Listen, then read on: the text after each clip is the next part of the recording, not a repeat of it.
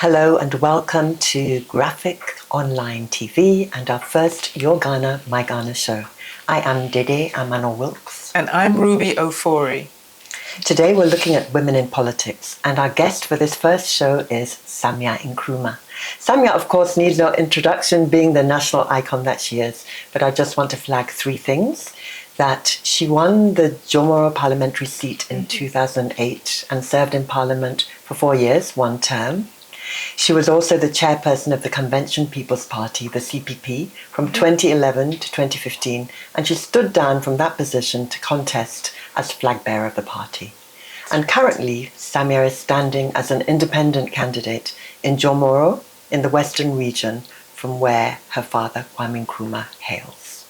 Samia, thank you so much for joining us in the studio for our first Your Ghana, My Ghana show. Thank you. Thank you for having me, for starting this conversation. Yes. And it just so happens that this week we'll be celebrating both Independence and International Women's Day. So we're especially grateful that you're with us for this first show. We'll be focusing on why it seems so difficult to get more women into Parliament and into politics in Ghana, of all places. And I say of all places because even before affirmative action became the rallying cry of feminists everywhere, your father, in 1960, appointed 10 women to the first parliament of the First Republic. True. That's 10%, and yet, all these years later, 60 years later, we can't seem to get far off that 10%. But before we start our conversation, Samia, Ruby's going to take us through a short visual presentation we've put together on some of the women behind Kwame Nkrumah's revolution. Excellent.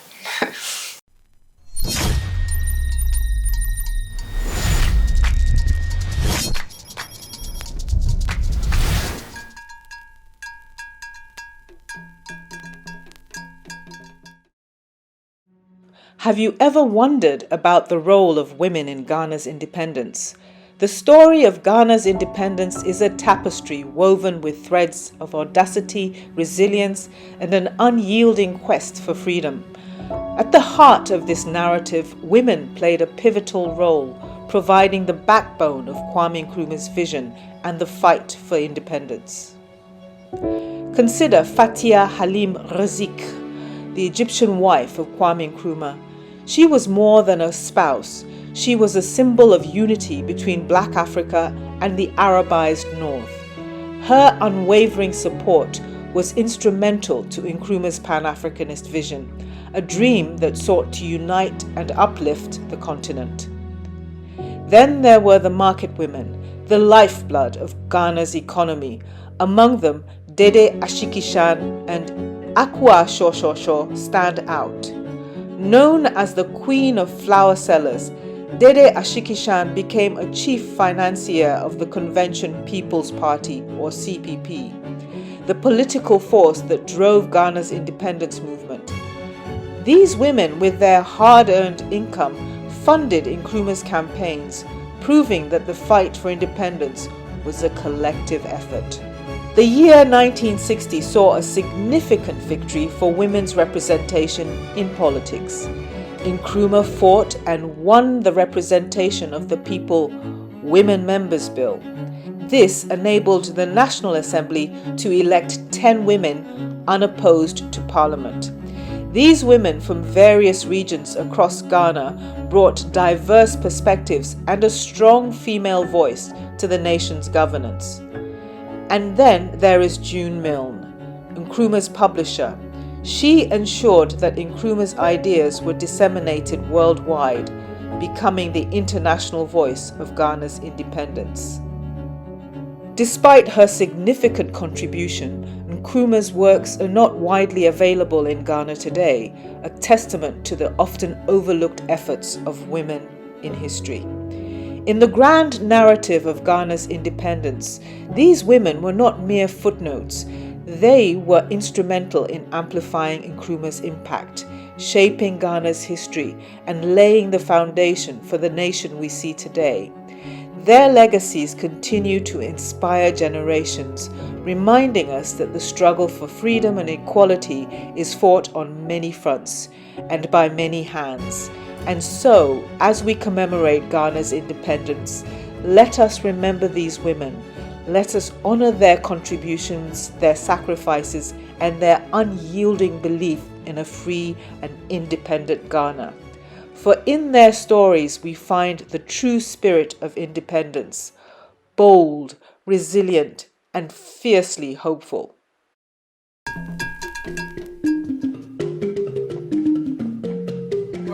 Samia, let's start our conversation by talking about the moment you won the election in Jomoro in 2008.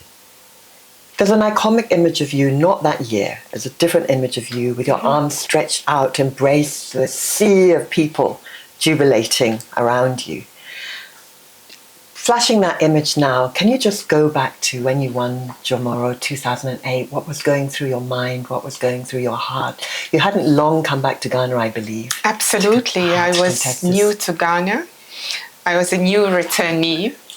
I was new to politics. Everything was new. And I guess we were so caught up in the campaign, in spreading the message, that we didn't even think of losing or winning, you know. The thing that made me happiest of all is that I thought that would be the beginning of reviving the political party, the CPP, which I joined. Reviving Kwame Nkrumah's ideas, just beginning a conversation on Kwame Nkrumah and his policies. That really was uppermost in my mind. So yes. Immense joy. Yes. But when we look at the numbers of women in politics in Ghana, it does still seem that politics is a male preserve. Even when women do get elected, it seems so difficult for them to stay in power often. They seem to come tumbling down within quite a relatively short time.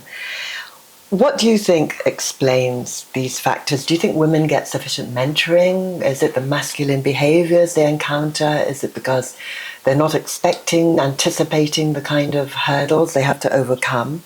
What do you think needs to be done to prepare women more adequately for these roles? I've always believed that we are quite prepared. Women are quite prepared because I think there are a few very important factors that help you to get the confidence to contest or vie for political office. And so I like to look at the question from the other way around. It's a bit sad to think of why don't women, you know, yes, why are there not more women in politics? I think we know the reasons. Tell us the reasons.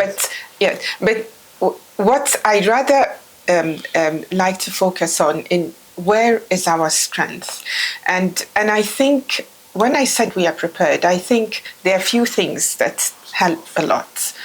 One of them is education.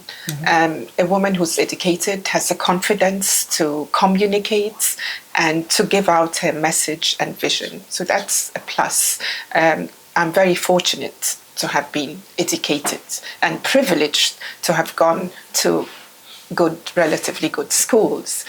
Now, another thing that strengthens, I think, a woman is to have or to be fortified by a conviction, an ideology, a tradition, a political tradition, something that guides you. So, for example, if you are a great believer in social justice, as I am, in egalitarianism, then if you are also you have these humanist principles, then of course you will passionately believe in women, supporting women, and bringing up any sector of the population which you believe is underrepresented. Another thing that I think helps a great deal is spirituality, and I don't mean it in our negative Ghanaian sense, you know. But I mean spirituality meaning is tapping into your inner strength, giving yourself enough time to, if you believe in God, if you are a Muslim or a Christian, then we call it prayer. But if not, and that's all right, it's just giving yourself enough time to meditate and think about your purpose in life, what you want to give, getting out of yourself and thinking of the world at large as one. So I like to think that we women, we are well equipped to become very good decision makers, to become very effective politicians. But as you said, there are factors that maybe drag us down sometimes, and they range from our from patriarchy in society. It's still relatively Ghana and Africa in general, patriarchal society. So there are cultural reasons. And another one also is the electoral system that we have adopted. I can't forget that at independence, unlike in other countries in the world, but as modern day Ghana came into being, there was universal suffrage. Women and men were voting. This didn't happen in other societies, So we were fortunate. We understood that our independence, our liberation comes with women being equal to men, at least in voting. One person, one vote. One of the things that perhaps drags us down a bit as women is the electoral system, and I'm specifically talking about the winner, the one person, one vote. First past the post. Thank you. It escaped me. Yes, first past the vote or simple majority, which of course means that even if you lose by one vote, you still haven't won, and you and your followers, your views, your ideas are completely pushed aside.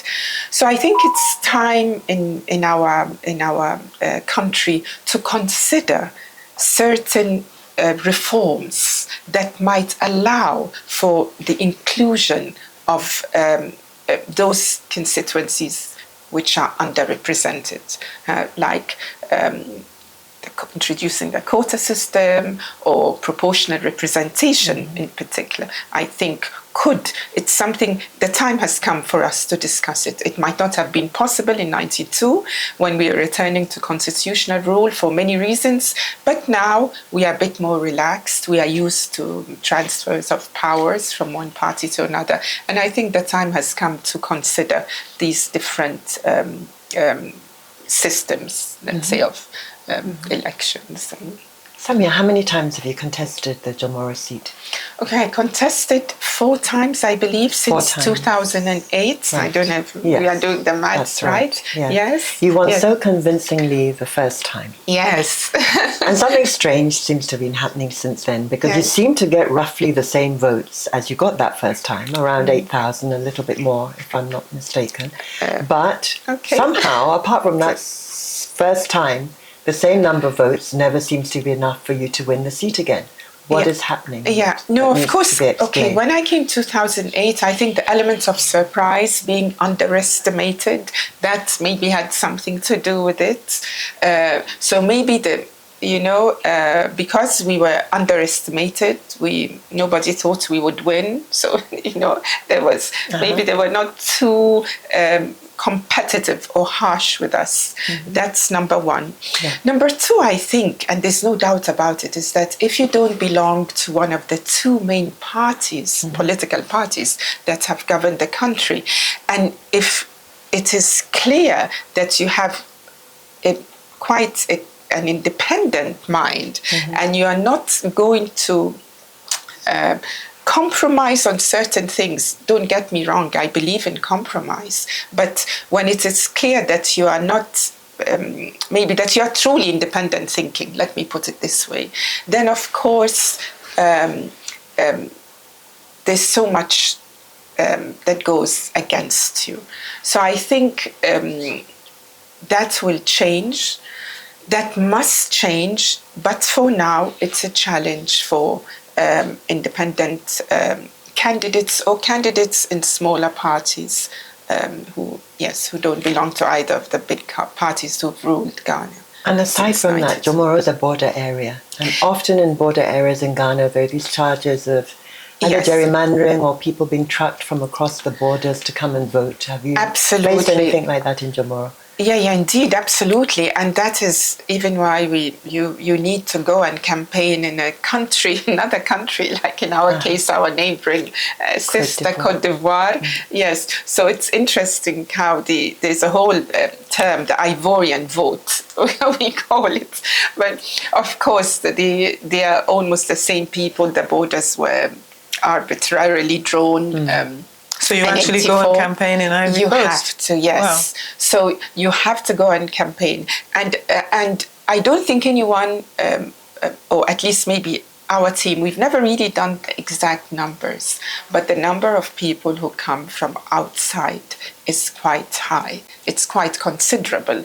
And absolutely, it can make you win or lose an election. And does that explain why the numbers are going up, the total numbers of votes are going up every year? No, the total numbers go up obviously because of the population increase, and the 18-year-olds are increasing at a fast rate. And but there's so many factors. I mean, I could write a book on it. Please do. Which would be enlightening. I mean, but the important thing with elections is from where I'm standing, I always said you must never give up.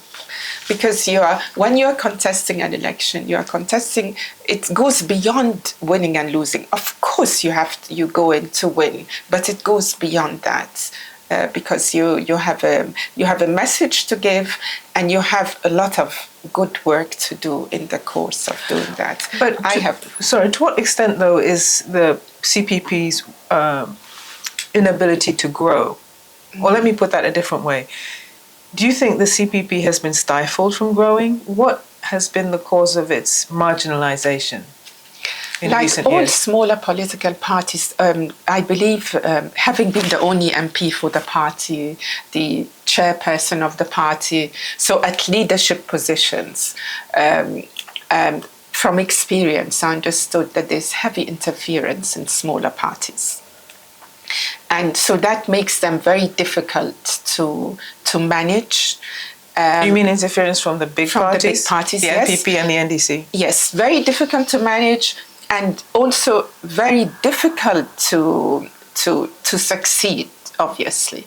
But I have reached a conclusion, or I've grown to think that, having been in and out of politics, that I think I even want us to go beyond political parties. I think what really matters is the quality, the competence, and the vision of candidates, more than which party they belong to. I believe they are better politicians in every party, and there are worse politicians. So I'm also sitting here dreaming of the day when we can transcend political parties. But isn't the party the vehicle that propels, like you're saying, in Jomoro, the big parties dominate? Isn't the party the vehicle that kind of helps you to win? And if you're not in it, of course, yes, you're absolutely right. The party helps you to win in the sense of there are more resources, and then the big presidential campaigns somehow spill over the parliamentary campaigns. But I'm talking about from the perspective of the voters or the citizens. What is good for the citizens, for the people of Ghana.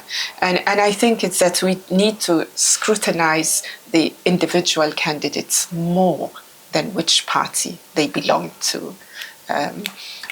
I get what you're saying, and it's really important. But how could we do that? Do you have any ideas on how to transcend the party structure?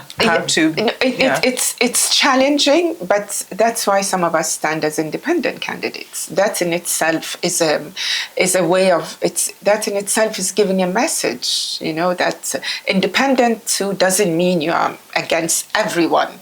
It means you can keep an open mind. You are willing to work with whatever will work for the people, for your constituents or for the nation. But it also means that, let us start thinking, as we say, outside the box. Let us start considering different ways of doing this politics. And does that mean, Samia, that you're unlikely ever one day to return to the CPP if you see a future without parties in Ghana? Do you see that as a more unified future, given the context of our times now? Definitely, yes. I would like to see different parties working together. I would like the country generally to reach consensus. I think one of the tasks even of women politicians must be to build consensus around what is very important for us. Like, say, if you believe, so as I do, industrializing or building our manufacturing base. I think that's really the challenge for us in the years to come. And yes, why not? Women can play a very strong role by being more flexible, keeping an open mind, and also listening and talking to everybody. I think consensus building is the way forward. What advice would you give to a young woman who is looking at you or some other women politicians and is thinking, I wonder if I should go into politics? What would you say?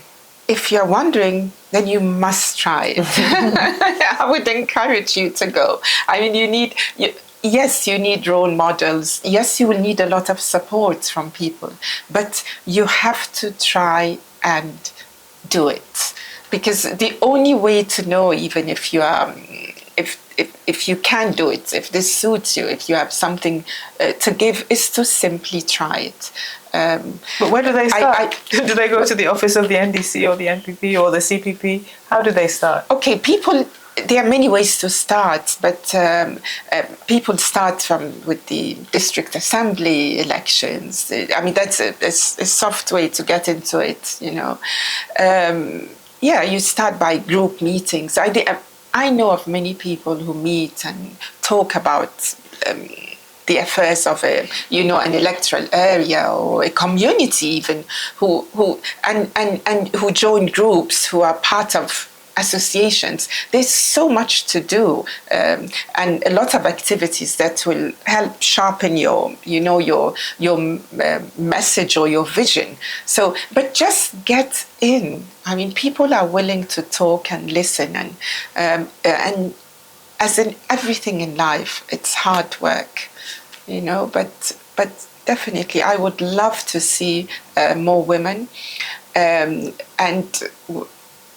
that's why I'm here. I mean, I wouldn't do anything that I wouldn't ask another woman who has my beliefs, my capacity, my capability to do. So definitely, just go for it. Don't be afraid. Yes, don't be afraid. And before we let you go, Samia, can you tell us what else you're working on, apart from preparing to contest in Jomoro? Yes. You must have some projects on the boil you'd like to tell us about. Absolutely. In fact, yes, and I'm even overwhelmed by it all. But there's a project that's very close to my heart. I've almost finished the first draft of a book I'm writing about our father, our mother, the family, basically, the family's experiences. So it's a lot about our father, but our father and his family, what happened to us, how we managed, from the time of the illegal overthrow of Kwame Nkrumah's government, and I think it has a lot of very good stories, things that I think we all need to know and share, and I hope it gives hope to many. Number two, of course, I'm working on a coconut processing factory in the Jomoro constituency to produce virgin coconut oil, desiccated coconuts, activated charcoal, which is in great demand by mines and many other industries. And there too, it's the same like in politics. If you have an opportunity to do something and you can get rally support, goodwill to do something that is good for many, go for it. Take the risk. Oh, there are some questions. Okay, Sorry, we weren't expecting questions on our maiden flight, but here goes. Right. Okay. All right. I love question number 1. Do you miss Parliament? Oh dear, do I miss? I never thought of Parliament as on its own, as an experience on its own. In my mind, it's always a means to doing something for yes. But have you experienced any violence? Did you experience violence when you were? Because there are lots of reports and studies that suggest that women members of Parliament faced more violence. Women, yes. Yeah. Would you be a special case and maybe that you didn't experience that? Yes, I can't say I did, to be perfectly honest. But once again, when I entered Parliament, I wasn't so young. Yes, I'm a woman, but also I was not too young. I was 48 or and something. who would dare anyway? You're like royalty, so. Oh, thank yeah, but I think it's a combination of factors, I think. Yeah. And then I was a lone ranger in a sense. I was an MP, the only MP for our party, and I think that also maybe gives you some. People don't want to upset you too much. They don't want to disturb you too much. They might need you in voting and so forth. So I think I was perhaps lucky, I could say. So I didn't, but age and so many factors came into play. I can't say. I would be lying if I say that anyone treated me badly. That was such a cool period where you'd have an actual CPP representative in Parliament. It was. What a wonderful configuration. I think the independent-minded parliamentarians play a very big role, and they are much needed in the country. Absolutely. So your second question is a bit of a naughty question. No problem. How would you rate the current MP of your constituency? Oh dear, Honourable Dorcas, yes, who's almost a friend. I don't know what. The only thing I can say is I believe I can do a better job. Okay, well, we like your confidence. And the third question is, if you win as an independent candidate, what would you do differently? What we need to, the way we need to approach even talking with our constituents is to take away the partisanship from the equation, because it's really so confusing that it distracts you, and you can't have a productive conversation or even negotiation. You can't even talk about what needs to be done if that's in the way. So I think it is good to have somebody who would just be looking at things just from a purely objective point of view. Is this good for the constituency or not? Is it good? Can I talk to them about this? Can I try and persuade them for us to have this or that? What are the priorities?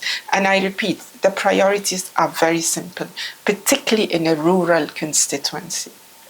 You need to use your influence, whatever power to have, to bring about a greater economic activity. Our rural areas, as you all know, are so rich in everything from vegetation to mineral wealth. However, there's very little happening there. And this is why people leave and even want to leave the country, this is why people cannot thrive there. So we just need to focus with a sense of urgency. How would you bring investment to a rural area on your own? You use your network, international, national. It's not easy, but it can be done. I mean, this is why I was so insistent in when I had this opportunity for the factory. Maybe it would have been easier in a bigger city like Takoradi in the Western region, or even in Accra. But I don't know. It's with all the challenges, and maybe we'll have to make a little sacrifice. But let us host it right there, where the raw material is, but also where it's most in need of happening.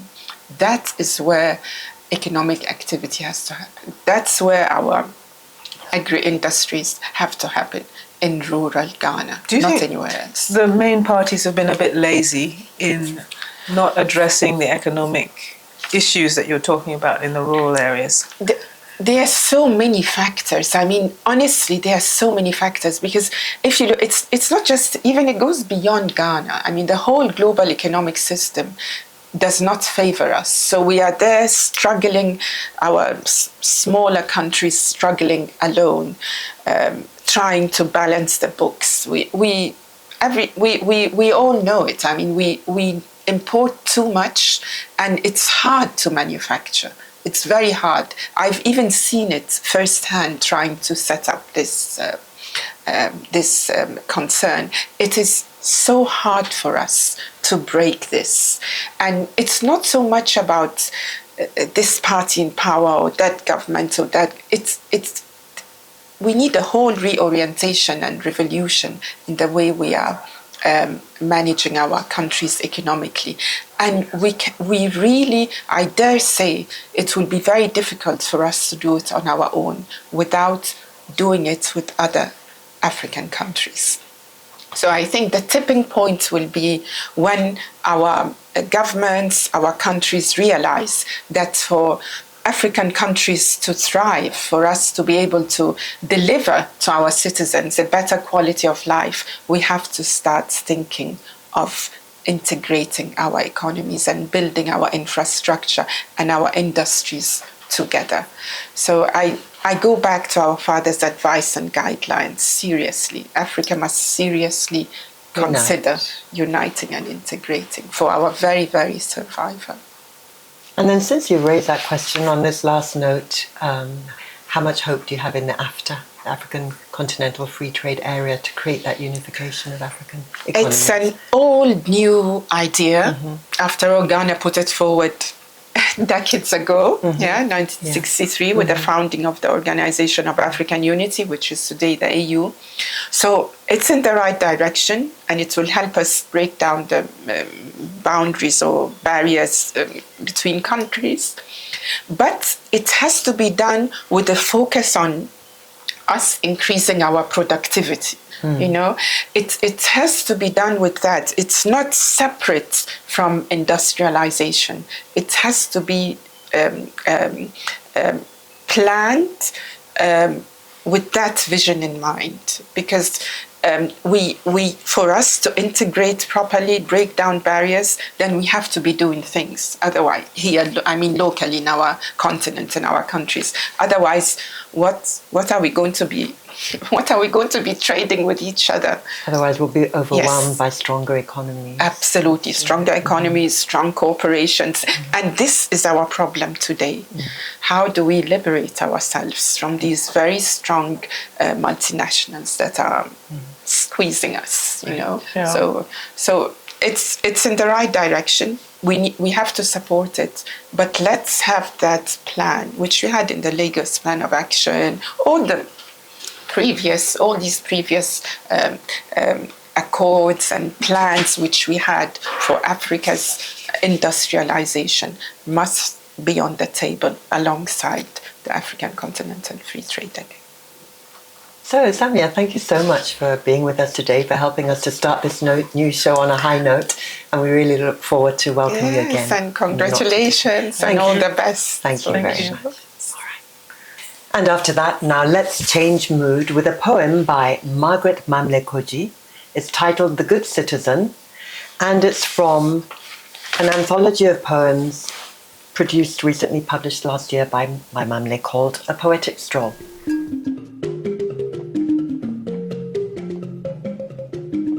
The Good Citizen. Many have come before me, lived and since passed on. They took care of her and handed it down to me to live in and pass on to those to come behind me. She is so beautiful, endowed with wonderful climate as well as rich resources. Her people so warm and loving, beloved sons and daughters entrusted to protect her. What is at stake today? Noise, confusion all around, the depletion of the resources, water bodies polluted, whole forests wiped out, affecting the very climate. This present state of Ghana must be turned around.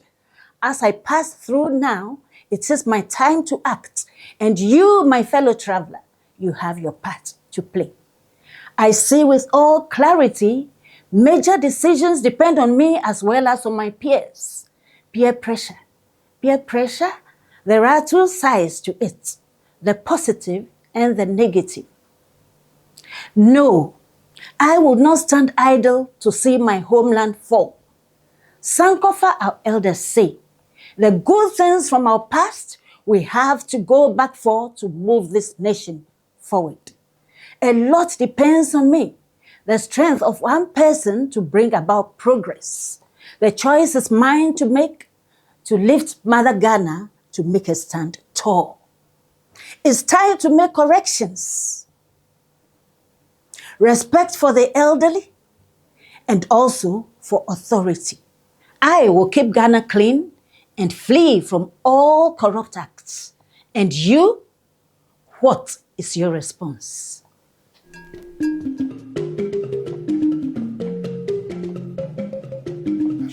So thank you all for joining us today. We hope you enjoyed the show. Subscribe to our channel on YouTube and stand by for our next episode.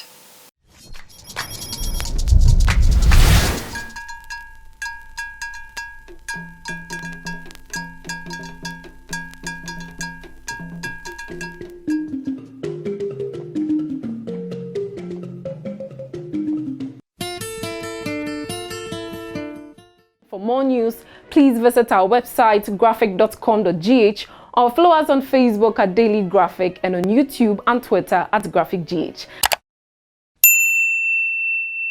Subscribe now.